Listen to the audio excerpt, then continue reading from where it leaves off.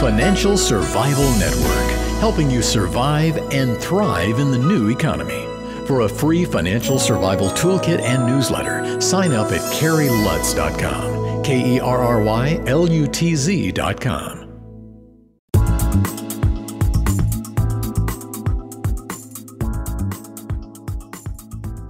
1490 WGCH. This is Kerry Lutz. You're listening to the Financial Survival Network. With me now is Adrian Fleming. He's CEO of Smash Minerals. It's a real interesting company. They've got exciting things happening. Adrian, are you there? Morning, Kerry. Yes, I am here. I'm down in New Zealand, and it's wonderful to have this opportunity to chat. You're in New Zealand, and it's summer there, and it's winter here, and you're coming to Vancouver in a couple of weeks for the great weather, right? Correct. Well, I have a home in Vancouver as well as a home in New Zealand, so I sort of jump back and forth across the Pacific from time to time. Yeah. So I guess they don't call the Pacific the pond because it's a little bigger than the Atlantic, but it is. Yes. So Smash Minerals, it's a really interesting company name. Can you tell us a little bit about the company and how it got that name? Sure. The company prior to Smash was called Underworld Resources, and we started Underworld back in 2006, working in New Zealand and Australia. And it was a little bit of a playoff on the Hobbit and Down Under, and it was a little irreverent, but it certainly got people's attention. And we were very lucky with Underworld Resources that we made a substantial discovery in the Yukon, which is not Underworld. The Yukon kind of is Overworld. But in 2008, we made an excellent gold discovery in the Yukon, south of Dawson City. That started a rush into a new area called the White Gold District. And it was interesting that Underworld really only had a life of 3 years, because in March of 2010, following up on the discovery we made in the Yukon, which was in excess of 1 million ounces at 3 grams per ton, Kinross acquired Underworld.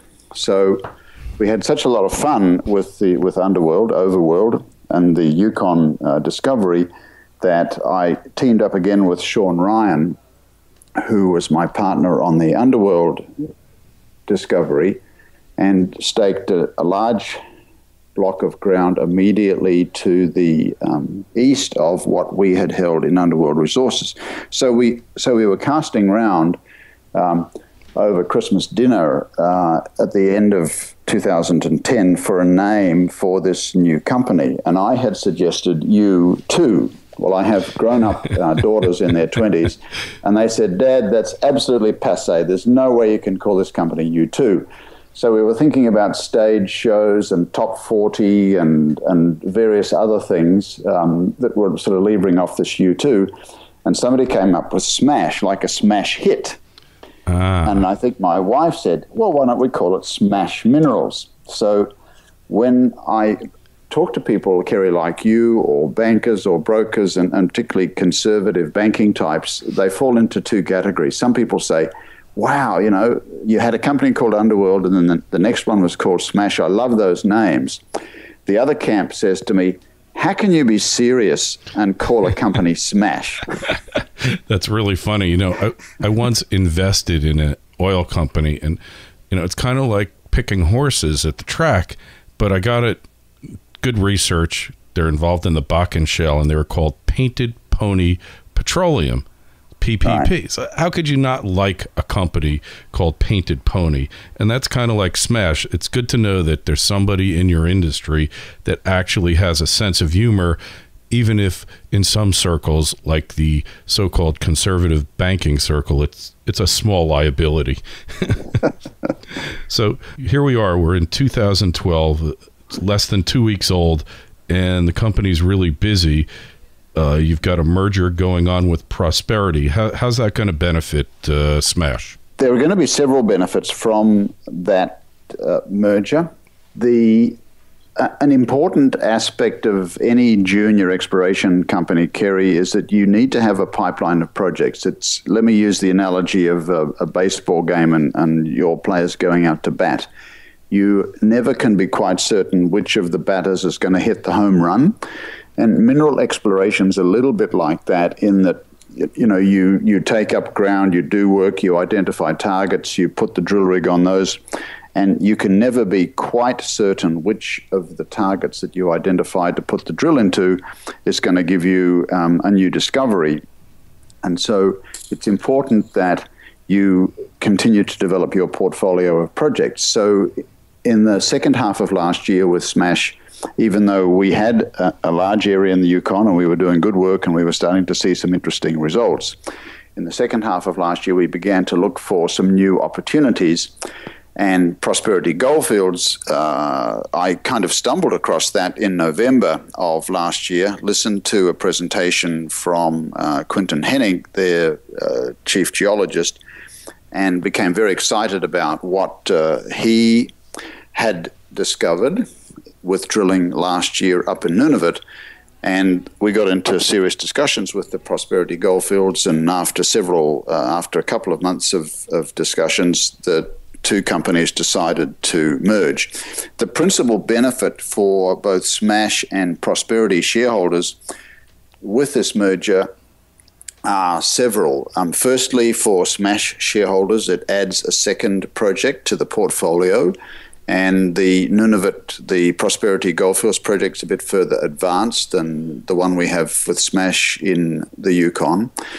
Secondly, for Prosperity shareholders, we bring a greater depth of technical experience and a more experienced and widely qualified management team to the party. So it's kind of a win-win for both companies.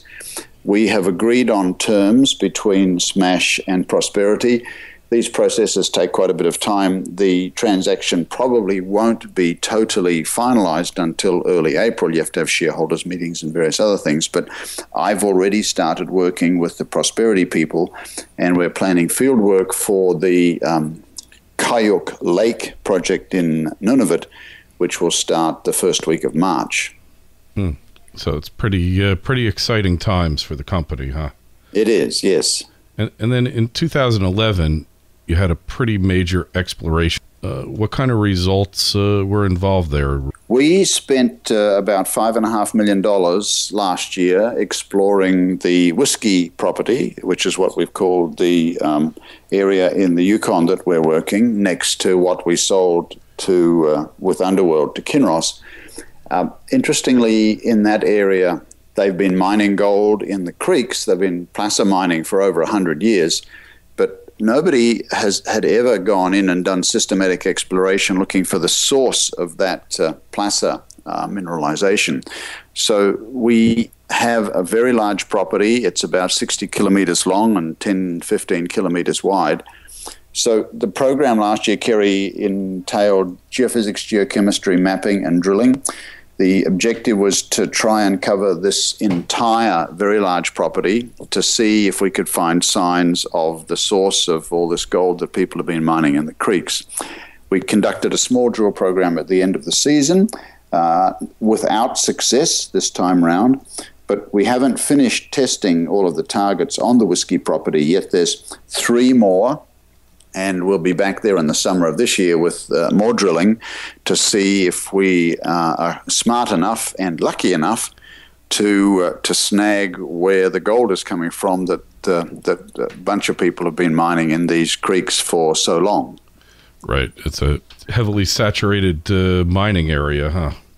Yes, it is. You know, that whole Yukon, that whole northwestern Yukon area, starting with the Klondike Gold Rush in the late 1800s, is still the host to a lot of placer gold mining operations. Most of those only work in the summer. They of course, have difficulty with working in the winter because it's cold and everything's frozen. But there are many, many active placer gold mining operations in northwestern Yukon. And with the current higher gold prices, many of those miners have been making very nice money. Thank you very much. So, and that brings me to the next question, because we all know the cliche that seasoned, proven management is the key to starting a new, successful mining venture. In that regard, I know you're experienced. Tell us about the management team of SMASH. Yeah, I've been fortunate, Kerry, that I've been working in the exploration business for almost 40 years, and I've been lucky in that I've been involved with teams in several different places that made discoveries, which moved on to be mines. The team we have in SMASH is quite small. I'm the CEO of the company. I work very closely with Daryl Cardy and Darren Devine, who are accounting and legal by background. They are commercial guys that help me to both run and raise money for these companies. The other part of my team, which is absolutely crucial, are the other geologists that I work with. And there are a number of them that I have had an association with, in some cases going back a number of years. And let me just mention a couple of them. Colin Brodie is a geologist who is actually a New Zealander, who's worked with me extensively on and off up in the Yukon. He has almost 30 years experience, a very skilled guy. There's a geochemist called Dennis Arney, who's an Aussie, lives in Vancouver, who provides consulting services to SMASH, who is probably one of the smartest geochemists that I know, and then several other people who have extensive experience. And then I have a number of younger people who have been working with me, Chris Siren, Chris Pennempede, for instance, who have been out of school only several years, but I'm trying to, and so far reasonably successfully, infusing in the rest of the team my enthusiasm for the exploration process. Yeah, so it's really important to bring up these younger people because they're the future of the industry, obviously, and they have to they've got to learn the trade from somebody. So, better a seasoned professional like yourself. Yes, I'm in my early 60s now, Kerry, so I see a very important part of my role in these, if you like, sunset years, although once the sun sets, I think I'm going to be bored because I really love doing mineral exploration. But an important part of my role these days is to pass on some of my experience to other people working with me. The minerals industry is not as attractive to many people these days, I think, as it used to be. A lot of younger people coming out of school and university sort of see mining as remote, dusty, grubby, you're never at home. And some of those things are part of our business, but it is an industry which extends right around the world. The metals mining business and the precious metals business, actually quite a small group of people. And you see the same faces over and over again in many different parts of the world. I've said to a few people, Kerry, what we need is a TV program like CSI Exploration, which would glamorize what we do. And then all these young kids would just be busting to get into exploration and work in the mining industry. Hey, it's so great what you're saying, because the mining industry, it's a very well-paid, compensated industry. It is. For geologists, even for the guys, the boots on the ground who are pulling the samples and working the equipment. They get paid a lot, and they don't have to work all year round. They can, right, from my understanding, if they're working in the Yukon, can work there 6 or 8 months and make enough money, go home, and hang out there for 4 months and then come back, right? So they do, yes. People don't understand, and not to mention the fact that what the industry produces is essential for our way of life, for our existence, and the mining industry just hasn't done a good job of explaining those opportunities to people to get them turned on about it. I mean, we're talking about that TV show in the States called Storage Wars, where people go out bidding on these abandoned storage units and then find gold or whatever. And you know what? A TV show where you're actually out there in the salt mines, as it were, making a successful strike, producing prodigious quantities of gold or silver, That could be pretty powerful. I don't know if Hollywood is ready yet. Maybe you and I need to do that. Yeah, hey, that would be good. Well, we could start out in Vancouver. Yes. And you talk about the people who are out at the properties, actually doing the work, doing the drilling, taking the samples. Those guys, they're a different breed, aren't they? And they're really the essential element to success, right? Correct. Gary, like, in any endeavor, people are crucial. Nothing happens in this world that it doesn't involve people. And I spend a large amount of my time not only looking to find people to work with me on these different teams, but once they're on board, encouraging them to do the best they possibly can. And I think one of the things that's a key component of working with people is you've got to try and identify what a particular person enjoys doing. And then what you're trying to do is marry something that they enjoy doing with what you need to get done to achieve your objective. And I think a lot of people don't really do that very well. In any activity, there are jobs which are sort of less desirable than others, but I think I have a little bit of a sense of motivating people, trying to make work fun, and getting people to do different jobs for which they feel rewarded, both emotionally and personally. But by completing those activities, they're contributing to the larger goal of an exploration program, which is to find a mineral deposit. Yeah, and I think you've hit upon one of the keys of succeeding in business in the modern world here, and that is finding the right person for the right job and the right job for the right person, because there's nothing worse for any individual than being stuck in a job that doesn't give them some type of gratification, some type of a feeling of accomplishment, a feeling like they're involved in something bigger than themselves. That talent really goes a long way. And finally, anything else that you want to tell us about SMASH, about its prospects for the coming year and the years ahead? I think one of the key things about my approach to the exploration process, Kerry, is that I like to move projects very quickly to the stage where we can put drills into the ground. Mineral deposits these days are becoming more and more difficult to find. Most of the new discoveries have very subtle surface expression, and in some cases no surface expression at all. And the only way you can find mineral systems is to drill holes. Much of what exploration consists of is, walking around and doing tests on the surface, and so that's you get data in two dimensions. You've got to get data in the third dimension, and the only way to get the third dimension of your data is to drill holes in the ground. I've been accused by some people of drilling too early. I don't apologize for doing that, because I think that's a key component of the exploration process, and it's the only way that you really know whether you've hit a new deposit or not.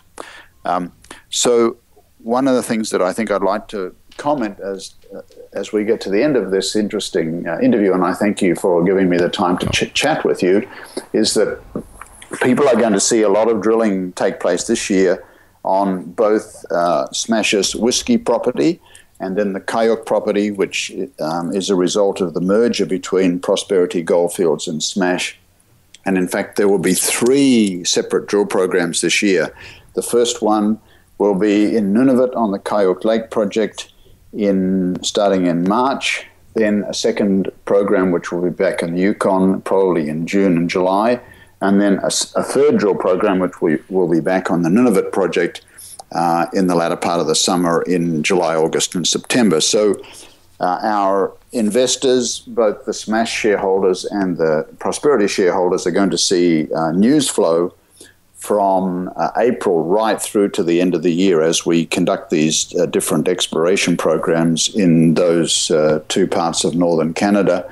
And fortunately, we have about $8 million in the bank right now, so we're not too fussed about having to go out and raise more money. And we certainly already have enough money in Treasury to do all that drilling. So it's the drilling activity that makes discoveries. That's what I live for. That's my addiction, if you like. Healthy addiction. Healthy addiction.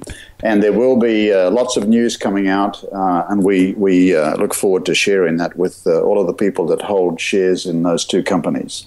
Well, it really sounds exciting, and I think you've summed up the difference between a major producer and a junior exploration company is that the majors don't find the metal because they don't drill the holes, and the juniors are all about drilling. On that note, thank you so much for joining us on the Financial Survival Network. Definitely be following up with you in the coming months, finding out the exciting progress that you're making. Lovely, Jerry. Thank you so much. Bye-bye.